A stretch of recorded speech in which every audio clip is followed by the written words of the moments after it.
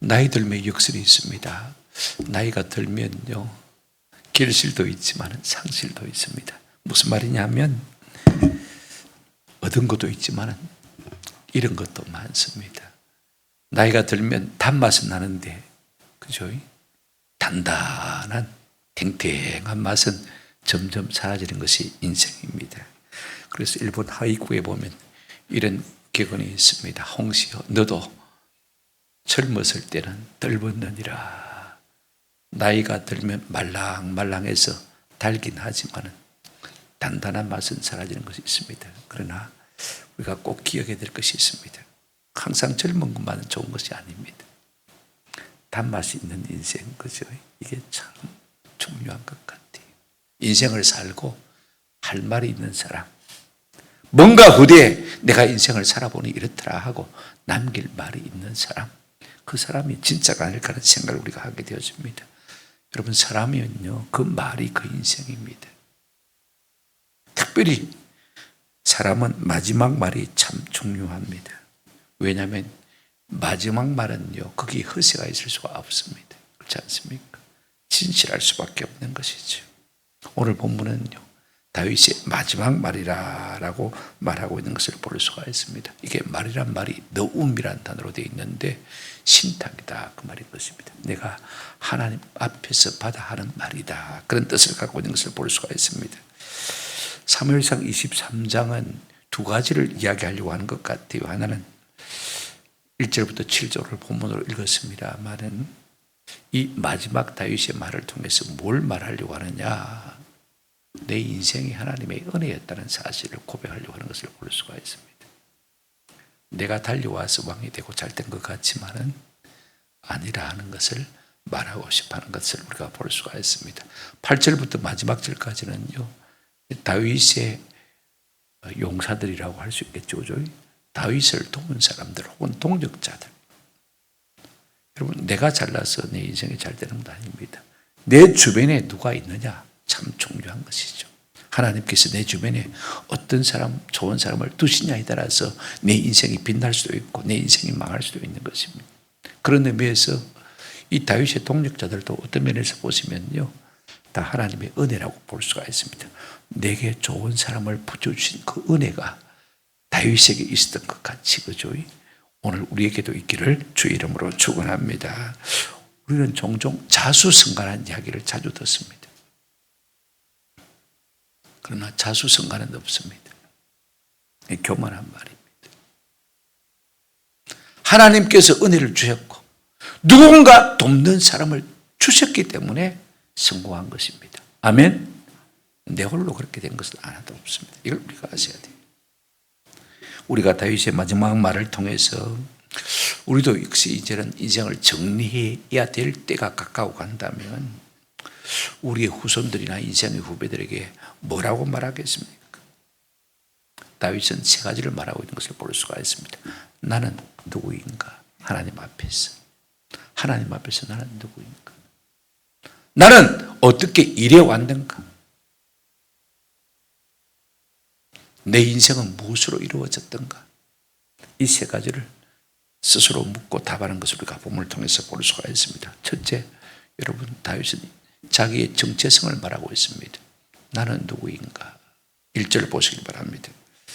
스스로 자기는 이렇게 말하고 있는 것을 볼 수가 있습니다. 이는 다윗의 마지막 말이라 이새의 아들 다윗이 말하며 높이 세워진 자, 야곱의 하나님께로부터 기름 부음 받은 자, 이스라엘의 노래 잘하는 자가 말한다. 마지막 말을 하는데 어떤 자가 말하느냐?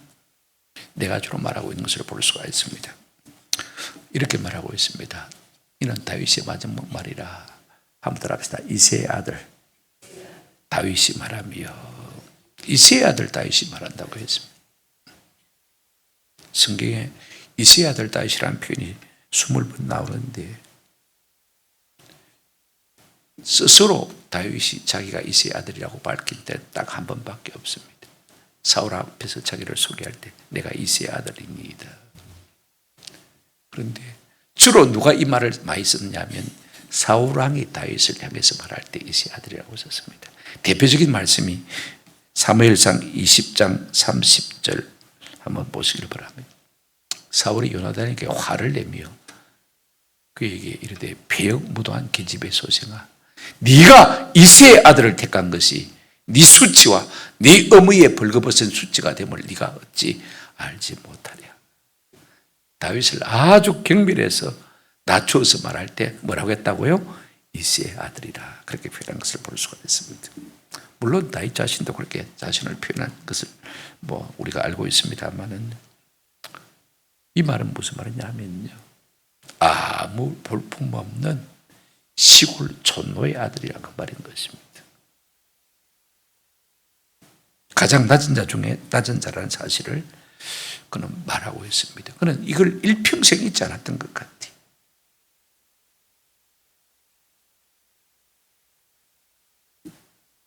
사울은 달랐습니다. 사무엘상 9장 1절 보실까요? 사무엘상 9장 1절. 사무엘상 9장 1절입니다. 베냐민 지파의 기스라 이름하는, 한번 따라합시다. 유력한 사람이 있으니, 사울의 아버지는 유력한 사람이라고 했습니다. 부자라 그 말입니다. 수령이라 그 말인 것입니다. 가문 좋은, 문벌 좋은 집안의 출신이다 그 말인 것입니다. 그에 비하면 다윗은요, 그냥 촌부 이새의 아들에 불과한 것을 볼 수가 있습니다. 그는 자기가 보통 이하의 사람을 밝히는 것을 스스럼 없이 말하고 있는 것을 우리가 볼 수가 있습니다. 어떻게 그럴 수 있습니까? 우리는 내가 성공하면 지난날의 모든 수치스러운 과거는요, 지우고 싶어 하고 말하고 싶지 않은 것이 인지상정 아닙니까?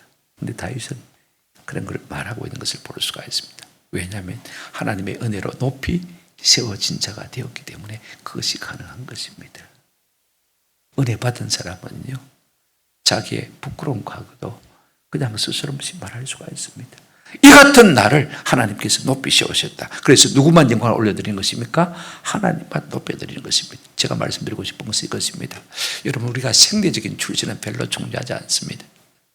내가 어떤 가문에서 태어났느냐, 흙수저냐, 그런 것 중요한 것 아닙니다. 덧보잡이냐, 중요한 것 아닙니다. 하나님이 우리를 붙드시고 거머 잡으시고 높이시면요, 얼마든지 우리의 인생이 달라질 수 있는 것입니다. 오늘 본문 보십시오. 그 다음에 뭐라고 말하고 있습니까? 1절 다시 한번 보시길 바랍니다.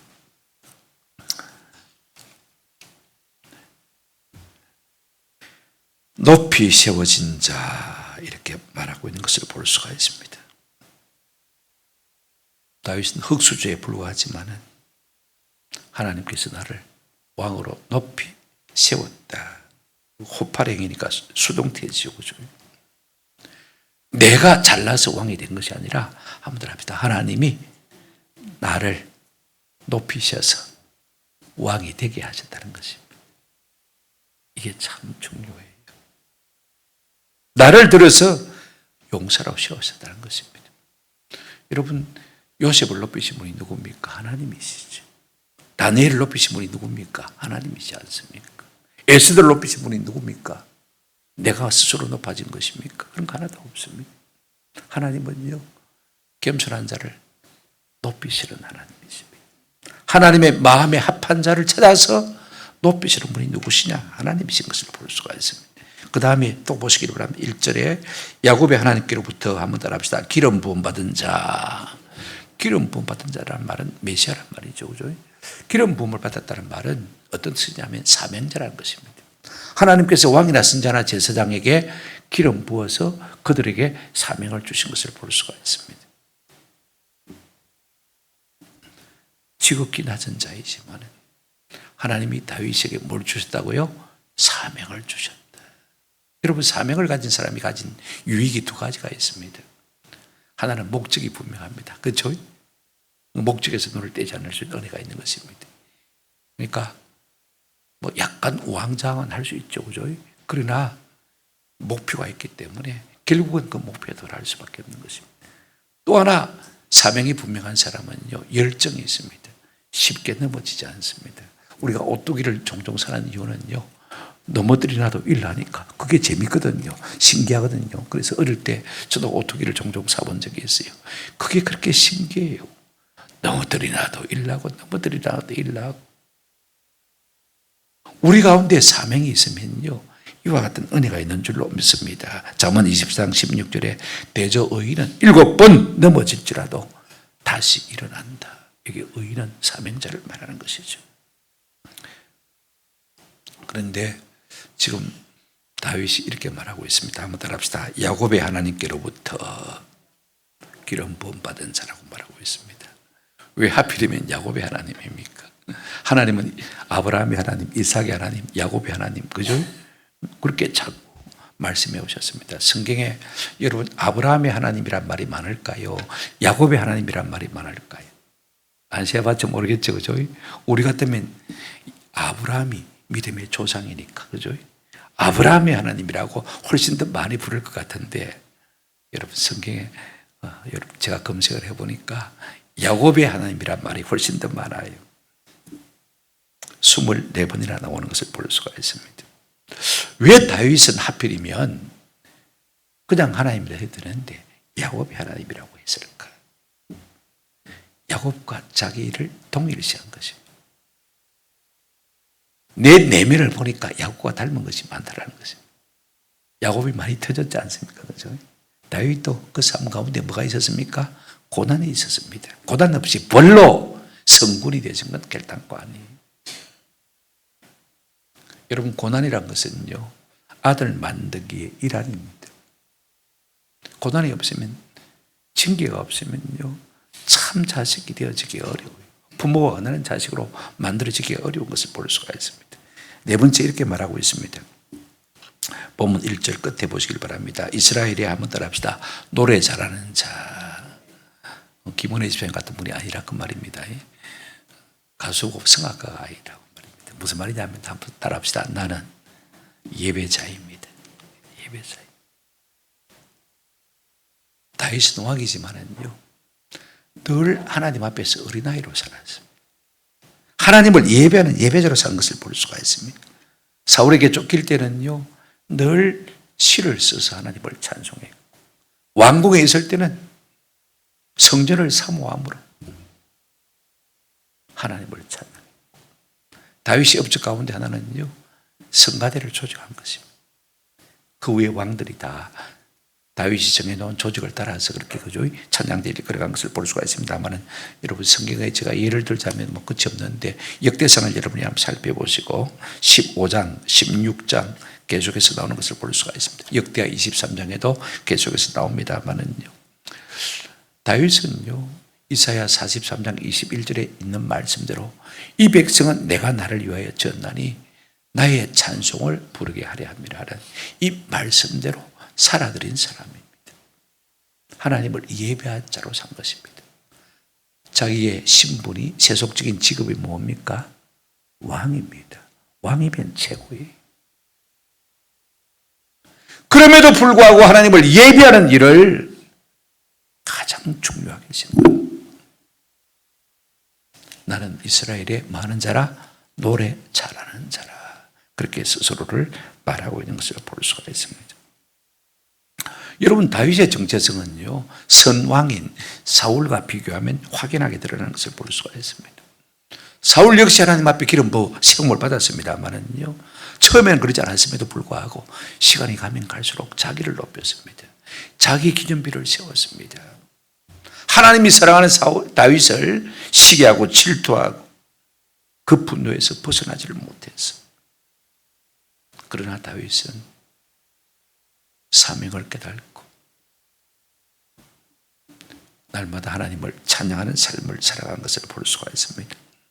그런 다윗을 하나님께서 점점 높이신 것이죠.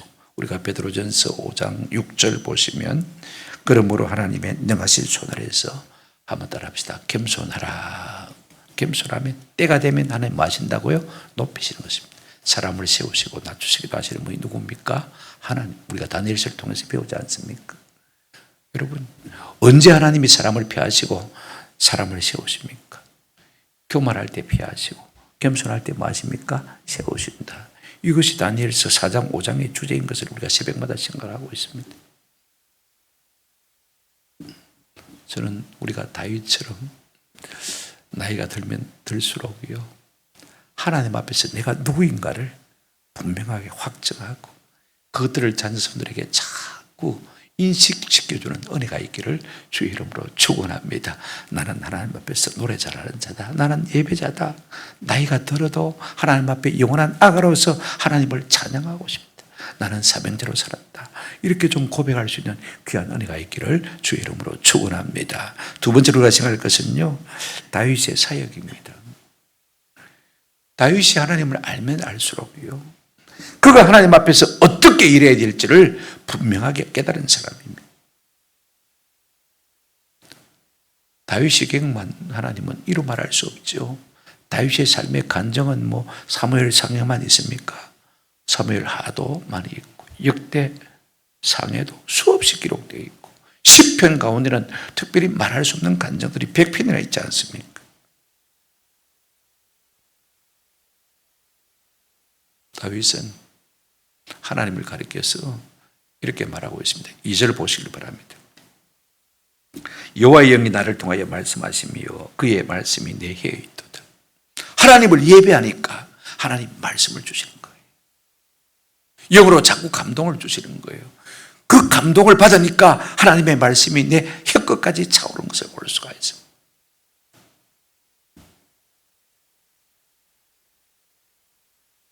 그래서 사도행전 2장 30절에 보시면 베드로가 설교할 때 이렇게 말하고 있습니다. 사도행전 2장 30절. 한번 따라합시다. 그는 선지자라. 다윗을 가르쳐서 베드로가 뭐라고 했다고요? 선지자라고 했습니다. 그는 왕이었지만은 늘 하나님의 성령이 그를 감동하셔서 그 하나님의 말씀이 해끝까지 차올랐으니까 뭐라고요? 선지자라 그렇게 말하고 있는 것을 볼 수가 있습니다. 우리가 세속적인 직업을 갖고 있다 할지라도 하나님의 성령이 우리를 감동하심으로 말미암아 그분의 말씀이 우리 해끝까지 가져간 은혜가 있기를 주의 이름으로 축원합니다. 우리가 왜 성경을 읽는 것입니까? 하나님의 말씀으로 충만하게 하기 위해서. 왜냐하면 그렇지 않으면 내가 세속적인 생각으로 자꾸 사로잡히고 내 생각에 매몰되어서 말입니다. 내 생각이 옳은 것처럼 착각하고 내 생각대로 살려고 할 때가 참 많기 때문에 그렇습니다. 그래서 내 생각을 밀어내고 하나님의 말씀으로 가득 채우기 위해서 뭐 한다고요? 성경 읽는 것입니다. 그런 좀 은혜가 있었으면 참 좋겠어요. 하나님의 새로운 말씀이 내 속에 밀려 들어와야 내 세속적인 생각이, 그죠? 내 아집이, 내 고집이, 내 경력이, 내 선입견이 다 물러갈 수 있는 것입니다. 하나님의 성령은 우리에게 지혜의 말씀을 주십니다. 지식의 말씀을 준다고 고린도전서 12장 8절에 말하고 있는 것을 볼 수가 있습니다. 하나님의 말씀을 받는 자는 어떤 은혜가 있느냐면요, 하나님이 말씀으로 우리 가운데 죄를 지적하면요, 한번 더 합시다. 아닌데요, 안 그랬는데요, 뭘 기분 나쁜 그런 말을 하십니까? 그렇게 말하지 않습니다. 다윗이 우리아의 아내 바세바를 범한 다음에 나단 선지자가 찾아왔습니다. 그죠? 당신이 그 악한 사람이라고 말했을 때 여러분 다윗이 어떻게 반응합니까? 실수하지 않는다는 말이 아닙니다. 한번 따라합시다. 내가 여호와께 범죄하였노라. 죄를 안 지은 것이 아닙니다. 죄를 철저하게 회개할 줄 안 것을 볼 수가 있습니다. 죄를 자각하고 토설하고 죄에서 돌이켰습니다. 대부분의 사람들은요, 죄를 감춥니다. 우리가 어떤 사람이 나를 비난하고 질책한다면요, 하나님이 저 사람의 입을 통해서 나를 책망하신다, 그렇게 알아듣는 은혜가 있기를 주의 이름으로 축원합니다. 다윗이 아들 압살롬의 날을 피해서 망명 갈 때 말입니다. 베냐민 지파 시므이가 와서 돌을 던지면서 티끌을 날리면서 먼지를 일으키면서 다윗을 저주했습니다. 피 흘린 자여 가거라 가거라, 꺼져라 꺼져라. 그때 아비새가 뭐라고 했습니까? 저 개 같은 놈을 단칼에 베리까? 그때 여러분 다윗이 어떻게 말했습니까? 사무엘하 16장에 보시면 우리가 얼마 전에 사무엘하 강의를 할 때 살펴보았죠. 또 다윗이 아비새와 모든 신하들에게 이르되 내 몸에서 난 아들도 내 생명을 해하려 하거든. 하물며 이 베냐민 사람이랴 여호와께서 그에게 명령하신 것이니 그로 하여금 나를 저주하게 하라고 명령하신 것이니 그가 저주하게 말아 버려두라. 12절 보십시오. 혹시 여호와께서 나의 원통함을 감찰하시리니 오늘 그 저주 때문에 여호와께서 내게 무엇으로? 선으로 내게 갚아주시리라. 하나님이 하시는 말씀이면 내가 어떻게 하겠냐? 내가 고스란히 당해야지. 그런데 하나님께서 혹시 내 어려움을 아시고 살펴주실 때는 내가 선으로 갚아주실 것이다. 이것이 다윗의 태도인 것을 볼 수가 있습니다. 우리가 왜 성경을 읽어야 되는 것입니까? 이런 마음으로 읽어야 되는 것이죠. 3절 보시길 바랍니다. 그렇게 하나님의 말씀을 듣고 경험한 다윗은 이렇게 고백합니다. 이스라엘의 하나님이 말씀하시며 이스라엘의 반석이 내게 이르시기를 그랬습니다. 하나님을 어떤 하나님으로 인정하고 있냐면요, 나의 하나님으로만 생각하지 않습니다. 한번 따라합시다. 이스라엘의 하나님, 이스라엘의 반석. 하나님을 내 하나님으로만 독점하고 있지 않습니다. 그 당시 이스라엘은 교회 아닙니까? 그죠? 구약의 교회거든요. 교회의 하나님인 것입니다. 다윗은 교회의 수장인 것입니다.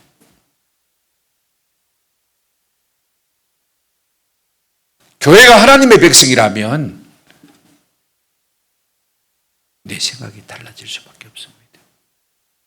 그래서 어떻게 합니까? 어떻게 일합니까? 3절 하반절 보십시오. 한번 따라 하십니다. 사람을 공의로 다스리는 자. 그는 그래서 이스라엘이 하나님의 백성이기 때문에 내가 뭐로 다스렸다고요? 공의로 다스렸다. 공의로 일했다는 것입니다. 사람은 대부분 자기 욕심을 따라 일합니다. 맞습니까? 자기 야망을 따라서, 자기 꿈을 따라서, 자기 사상을 따라서 일하는 것이 인생입니다. 다윗은 딱 두 가지, 신정, 정부의 수반으로서 말입니다. 딱 두 가지만 생각했습니다. 하나는 내가 한번 더 합시다. 공의로 다스리겠습니다. 하나님 어떤 분입니까? 시편 89편 14절에 보시면 이렇게 말하고 있습니다. 주의 공의와 의와 공의가 한번 더 합시다. 주의 보좌에 기초라. 하나님의 다스리심에 주요 주춧돌이 두 개가 있는데 의와 공의라 그렇게 말하고 있는 것을 볼 수가 있습니다. 하나님이 세상을 그렇게 다스린다면 나 다윗도 어떻게 되겠다고요? 공의로 다스리는 것이 마땅하다는 것입니다. 이게 참 중요합니다. 그래서 다윗은 하나님 앞에 어떻게 했습니까? 시편 119편 108절에 보시면 여호와여 구하오니 내 입이 드리는 자원 제물을 받으시고, 한번 따라합시다. 주의 공의를 내게 가르치소서. 하나님, 내가 어떻게 해야 주의 백성들을 주님의 공의로 다스릴 수 있겠습니까? 내게 그 공의를 가르쳐 주십시오. 사사로운 생각이나 욕심이나 내 야망이나 인간적인 어떤 명예만을 위해서 내가 살지 않게 하시고 하나님의 의를 이루가는 다스림을 다스리게 해 주십시오. 이걸 늘 강구한 것을 볼 수가 있습니다. 그랬더니 여러분 어떻게 했습니까? 사무엘하 8장 15절입니다. 사무엘하 22장 21절 먼저 다윗이 어떻게 자기를 고백합니까? 여호와께서 내 공의를 따라 상 주시며 내 손의 깨끗함을 따라 갚으셔서 하나님께서 내가 공의로 다스린 것을 보시고 상을 주셨다. 그러면 성경의 사가들은 다윗을 어떻게 평가하고 있습니까? 사무엘하 8장 15절입니다. 같이 읽으십니다. 시작. 다윗이 온 이스라엘을 다스려 다윗이 모든 백성에게 정의와 공의를 행할세.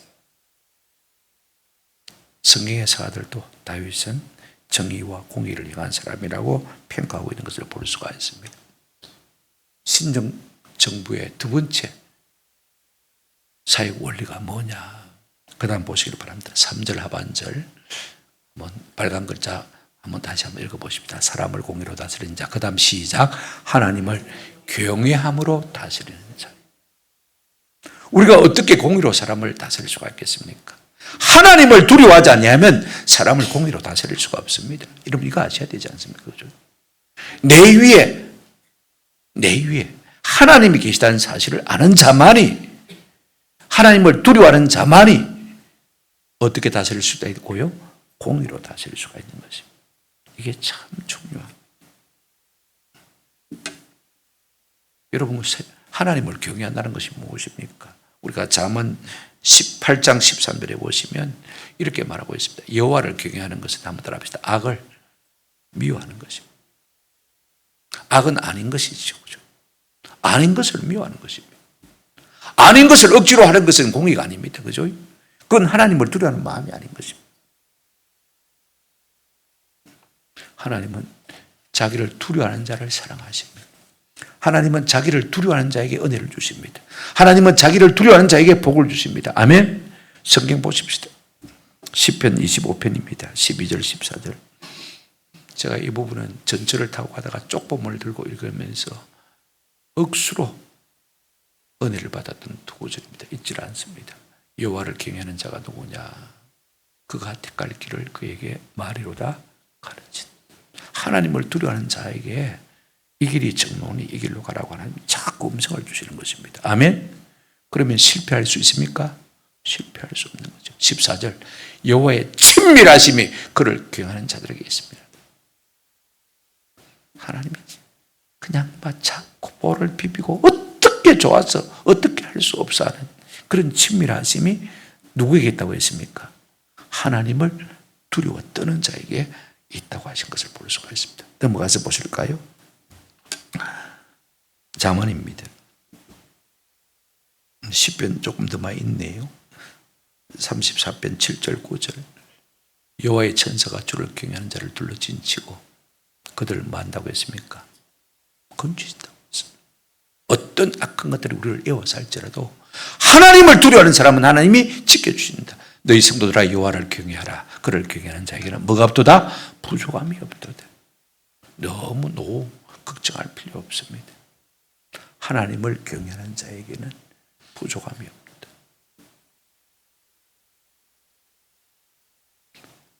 선한 교회 이제는 올라가 됐습니다만 유기성 목사가 제 친구인데 교회 건축을 잘했어요. 감리교회입니다만 건축위원장 되신 장로님이 많이 뒤집었었죠. 옆에서 다 걱정을 했습니다. 그렇게 다 협의하고 어떻게 하시냐고 다 염려를 했어요. 은퇴하고 난 다음에 아버지가 독립유공자인 것이 발견이 되어가지고 국가에서 생활비 전액 다 지급을 하게 됐습니다. 한 달에 350만 원. 여러분, 여호와를 두려워하는 자, 그를 경외하는 자에게는 뭐가 없다고요? 부족함이 없다. 하나님은 그런 은혜를 예배에 두고 계신 것을 우리가 볼 수가 있습니다. 조금 넘어가서 살펴보십시다. 잠언입니다. 더 많이 있습니다만은요. 제가 몇 구절만 선택했습니다. 잠언 14장 26절 27절. 여호와를 경외하는 자, 하나님을 두려워하는 자에게 주는 은혜가 뭐냐면요. 견고한 의리가 있으니 한번 따라합시다. 그 자녀들에게 피난처가 있으리라. 우리 자녀들 너무 걱정하지 마십시오. 내가 하나님을 경외하면요. 하나님께서 우리의 자녀가 뭐가 된다고요? 피난처가 되어주는 것입니다. 내가 다 피난처가 될 수가 없습니다. 내 죽어버리면 끝나는데, 그죠? 어떻게 할 수가 없잖아요. 27절 보십시오. 여호와를 경외하는 것은 생명의 셈이니 사망의 물에서 막이하느니라 벗어나게. 혹시 암벽에 걸렸을지라도 하나님을 경외하고 두려워할 때 그 암에서 자유하게 하시고, 그죠? 어떤 사고를 통해서라도 하나님께서 고침을 주시고 치료해 주실 것을 약속하고 있다는 사실을 꼭 기억하시길 바랍니다. 누구에게 주시는 것이라고요? 하나님을 경외하는 것. 그러므로 우리의 사역의 두 중심 자세가 뭐냐? 한번 따라 하십시다. 공의를 행하고 하나님을 두려워하는 것. 다윗은 그렇게 살아왔다고 지금 고백하고 있는 것을 볼 수가 있습니다. 그로 말미암아 받은 복이 뭐냐? 4절. 그런 돋는 해 아침빛 같고 구름 없는 아침 같고 비 내린 후에 광선으로 땅에서 움이 돋는 새풀 같으니라. 비가 온 다음에 그죠? 해가 착 아침에 뜰 때 그 상쾌함이라는 것을 이루 말할 수가 없습니다. 그리고 비 온 다음에 해가 착 비치면요, 논과 들에 생물들이요 새까맣게 자라는 것을 볼 수가 있습니다. 그래서 우리가 이걸 갖다가 한자로 우후 죽순이라 그럽니다. 그죠? 비 온 다음에 죽순이 나듯이 말입니다. 새순이 바글바글 돋는 것을 우리가 볼 수가 있지 않습니까? 무슨 말입니까? 그만큼 하나님께서는요, 공의로 행하고 하나님을 두려워하는 자들에게 이와 같은 화사한 햇살을, 은혜를 비추어 주신다, 그 말인 것입니다. 돋는 해 같은 은혜를 우리 가운데 주신다. 진짜 돋는 해는 그리스도 예수인 것입니다. 여러분, 빛이신 그분을 만났는데, 그분의 빛이 우리 가운데 비치는데, 내 영혼에 햇빛 비치니 주 영광 찬란해. 그렇지 않습니까? 우리가 어떻게 어둠 속에서 살 수가 있겠습니까? 두 가지, 여러분, 삶의 태도 꼭 기억하십시오. 한번 따라합시다. 공의로 행하고 여호와를 경외하는 것. 나는 그렇게 살아왔고, 그래서 하나님께서 내 삶의 영혼에 햇빛을 날마다 비추어 주셨다. 그러니 내 삶의 어둠은 다 뭐했다? 물러갔다라고 말하고 있는 것을 볼 수가 있습니다. 저는요, 이런 고백이 참 우리의 마지막 말이 됐으면 참 좋겠다 싶은 생각이 많이 듭니다. 내가 하나님 앞에서 공의를 행하고 하나님을 경외하였더니 하나님께서 내 삶에 날마다 햇빛을 비추어 주셨다. 얼마나 아름다운 고백입니까? 세 번째, 이제 다윗의 고백입니다. 한번 따라합시다. 나는 하나님의 은혜로 산 인생이다. 이 고백을 하고 있는 것을 볼 수 있습니다. 두 번째가 자기가 어떻게 일했는가를 말한다면, 세 번째, 내 인생은 순전히 하나님의 은혜로 산 것이라고 고백하고 있는 것을 볼 수가 있습니다. 말은 좀 어렵습니다. 말은 한마디로 말하면 나는 나의 다 된 것은 하나님의 뭐라? 은혜로다. 바울의 고백과 조금 더 다를 바가 없습니다. 하나씩 살펴보십시다. 5절 보시기를 바랍니다. 23장 5절. 내 집이 하나님 앞에 이같지 아니하냐. 하나님이 나와 더불어 영원한 언약을 세우사 만사에 구비하고 견고하게 하셨으니 나의 모든 구원과 나의 모든 소원이 어찌 이루지 아니하시랴. 그랬습니다. 사실 번역이 새 번역하고는 전혀 이 본문 번역하고는 다릅니다. 그러나 뭐 핵심만 제가 정리되면 이렇습니다. 한번 따라합시다. 하나님이 나와 더불어 영원한 언약을 세우셨습니다. 내가 하나님을 찾아가서 하나님 내게 복 주시기로 언약해 주십시오, 그렇게 하지 않았다는 것입니다.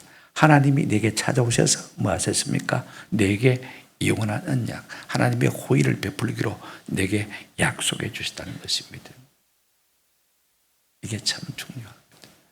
다른 번역은요 전혀 다르게 번역하고 있습니다. 오늘 우리가 본문은요 이렇게 번역하고 있습니다. 의문사를, 원문은 의문사가 없는데 그죠? 의문사 없는 부정 의문문을 만들어서 번역하고 있는 것을 볼 수가 있습니다. 이 번역도 꽤 잘한 번역이라고 생각되었습니다만은요, 킹제임스 번역은 그렇게 번역하고 있지 않습니다. 비록 내 집이 하나님과 더불어 그렇지 아니할지라도, 나는 부족할지라도, 비록이라는 단어를 쓰고 있는 것을 볼 수가 있습니다. 아니할지라도.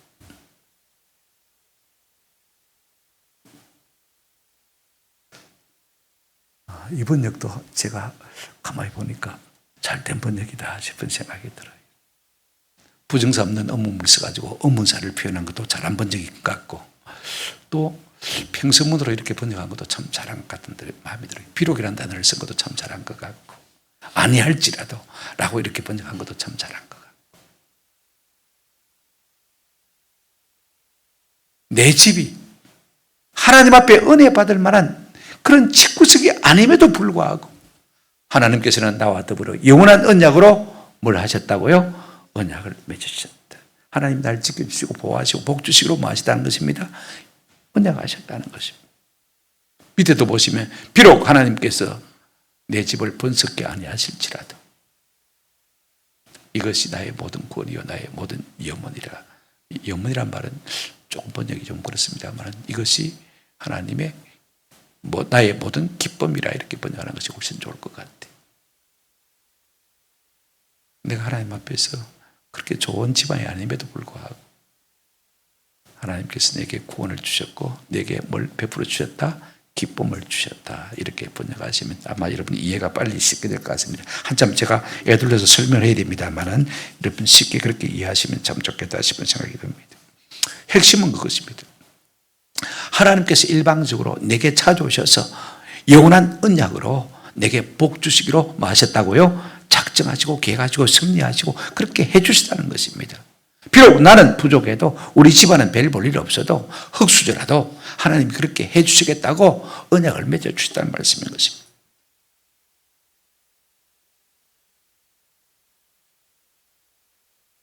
다윗이 어떠함에도 불구하고 하나님이 영원한 언약으로 내 가문에 복을 주시다는 말씀인 것입니다. 일방적인 것입니다.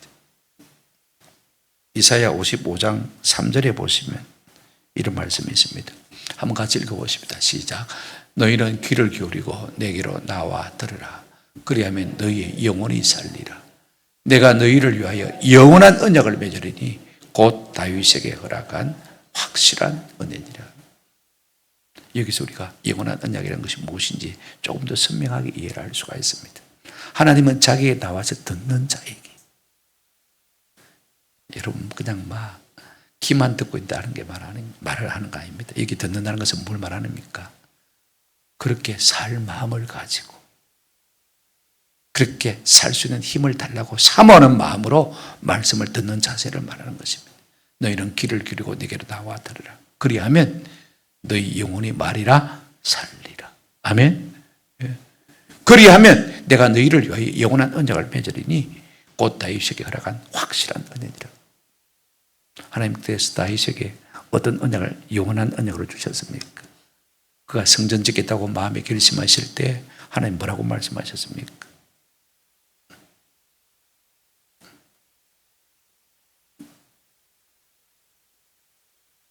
한번 더 합시다. 내 씨를 통하여 메시아를 보내주겠다고 약속하셨습니다.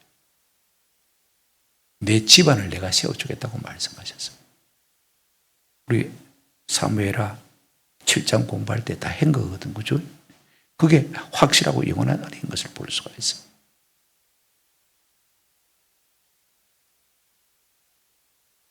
우리가 하나님 중심으로 살면요, 다윗에게 주셨던 확실한 은혜를 마신다, 주신다는 것입니다. 다윗에게만 그렇게 주시려고 하신 것이 아닙니다. 다윗에게 그렇게 주신 것은 앞으로 이 성경을 읽고 있는 모든 사람이 사모할 때, 그렇게 살아갈 때 그것을 주시겠다고 우리에게 하나님이 약속하시는 것과 조금도 다를 바가 없는 것입니다. 아, 그렇다면 나도 다윗처럼 살아서 그 확실한 은혜를 내가 한번 받아서 누려봐야 되겠구나. 이런 마음의 은혜와 결단이 있기를 주의 이름으로 축원합니다. 여러분, 그렇습니다. 내가 잘난 것이 없음에도 불구하고 하나님께서 확실한 영원한 언약을 내게 보여주셨다. 그렇게 말하고 있습니다. 저는요, 우리가 우리의 인생을 거의 끝날 때쯤에 우리의 자녀 선들을 모아놓고 내가 잘난 것 같지만 잘난 거 하나도 없었디. 하나님께서 내가 비록 부족해도 영원한 언약으로 내게 은혜를 베푸셨기 때문에 이만큼이라도 살아왔다. 너희들도 하나님의 영원한 언약에 붙들리는 그런 삶을 살아라라고 말할 수 있다면 얼마나 좋겠습니까? 말씀을 맺습니다. 다윗의 마지막 말이 무엇입니까? 하나님 앞에서 자기 자신이 누구인지 어떤 사람인지를 말합니다. 그리고 어떤 삶의 자세로 사역했는지, 왕으로 살아왔는지, 하나가 무엇입니까? 공의로 살아왔고, 하나가 무엇입니까?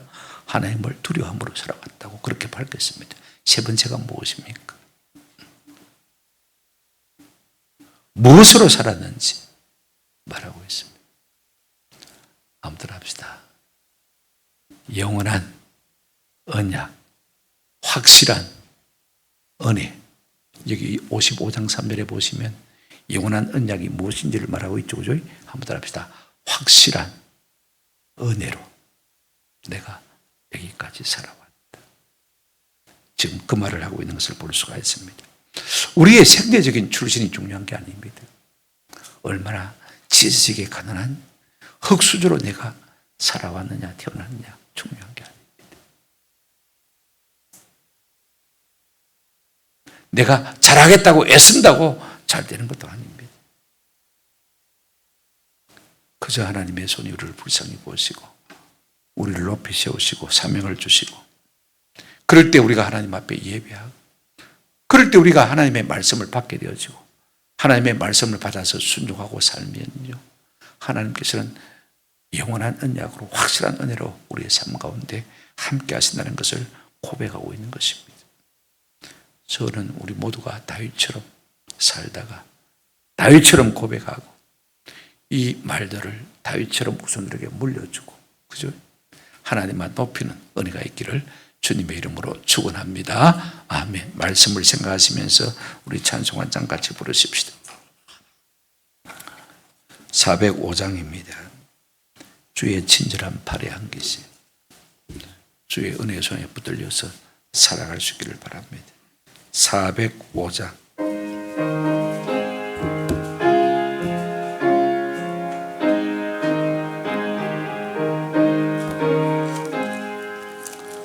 주의 친절한 팔에 안기세 우리 마음이